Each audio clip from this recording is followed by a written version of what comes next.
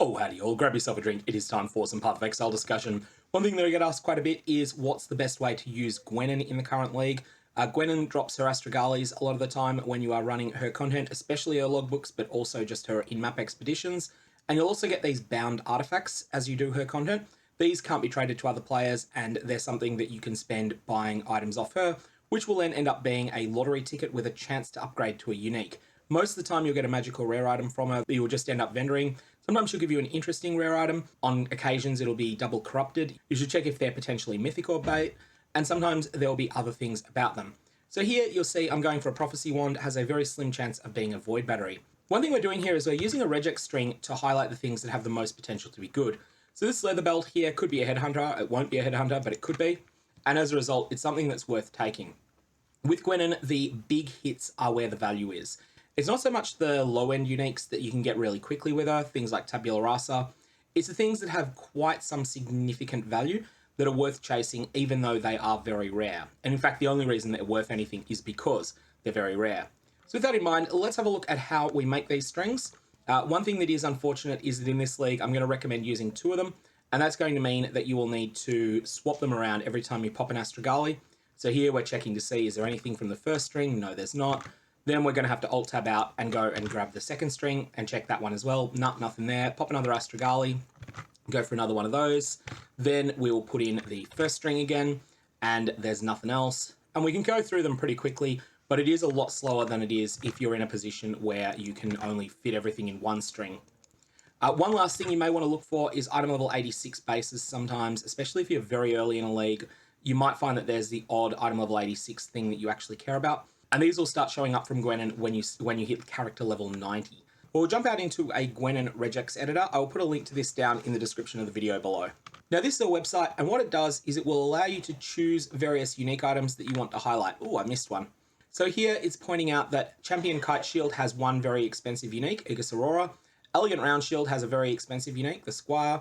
Iron Circlet has Asenath's Mark. Murder Mitts has Thunderfist. Riveted Boots has Relikesh's Impatience. Sage's Robe, Dale's Malefaction. Saint's Hauberk is Doriani's Prototype. Spider Silk Rogue is the Covenant. And Stealth Boots is Garakan's Flight. You'll notice this is a far, far longer list than in previous leagues. In previous leagues with your lesser Broken Circle artifacts, the only things you were usually chasing were the Squire, Aegis Aurora, and Doriani's Prototype. But a number of unique items got buffed this league, and they also went from being common to being quite rare.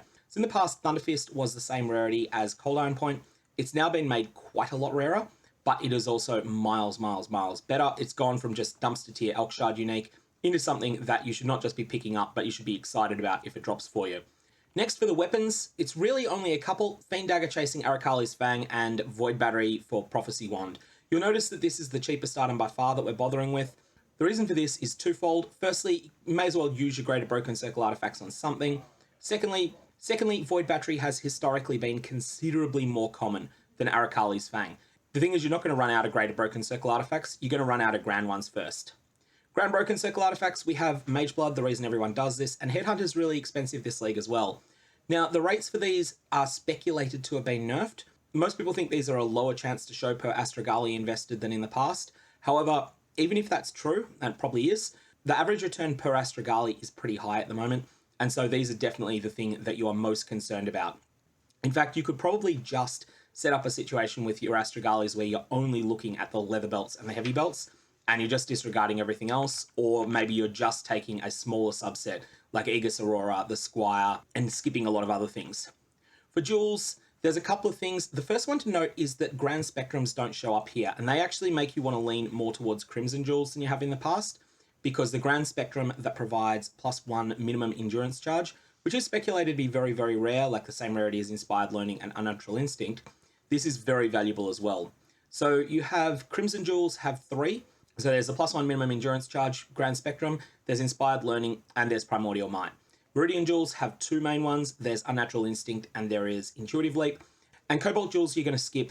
Not that there's absolutely nothing in the Cobalt Jewels, but because you run out of exceptional Broken Circle artifacts really quickly anyway.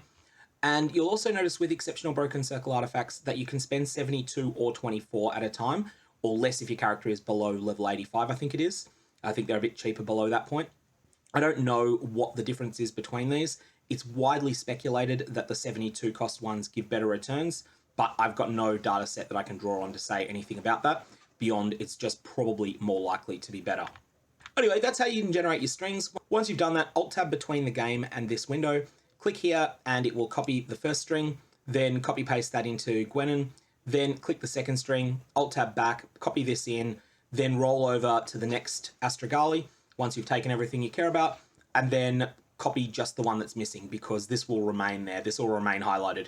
That's how I recommend using Gwen in this league. And how much value are you likely to get from it? That I honestly don't know. There's no large sample size studies since the changes to unique drop rates. There is a Reddit post that's been made indicating that Gwennen has been heavily nerfed, but how heavily is just not known. That said, the fact that there are so many more hits than in the past makes me think Gwennen is probably actually more lucrative than she's been in the past rather than less, because getting the big drops like the Squire is very, very, very rare from her, and it was prior to 3.19. But with items like Aegis Aurora being so much more expensive than they've been in the past, and also with a wider variety of semi-jackpot drops, I think it's actually in a better place than it's been previously, even if the odds of getting your Headhunter and Mageblood are a bit lower. That's all I've got. May your Gwennen gambles have interesting results.